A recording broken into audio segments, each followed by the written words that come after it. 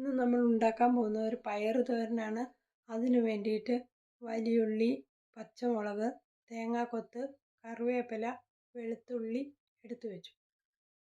എന്നിട്ട് ഒരു പാൻ ചൂടായപ്പോൾ വെളിച്ചെണ്ണ ഒഴിച്ച് ചൂടായപ്പോൾ തേങ്ങ വഴറ്റി ചീനച്ചട്ടിയുടെ ഒരു സൈഡിലേക്ക് മാറ്റി വെച്ചു. അതിന് ശേഷം വലിയുള്ളി, പച്ചമുളക്, കറിവേപ്പില ഇട്ട് വഴറ്റി അരിഞ്ഞു വെച്ചിരിക്കുന്ന പയറും നമ്മളൊന്നിട്ട് വഴറ്റി. ഈ പയർ നമ്മളിവിടെ വാങ്ങിച്ചതല്ല, നമ്മളിവിടെ തന്നെ കൃഷി ചെയ്തുണ്ടാക്കിയതാണ്. പിന്നെ 1 സ്പൂൺ ഉപ്പിട്ടു, 1/4 സ്പൂൺ മഞ്ഞൾ പൊടി ഇട്ടു, നന്നായി ഇളക്കി മൂടി വെച്ച് ഇളക്കി.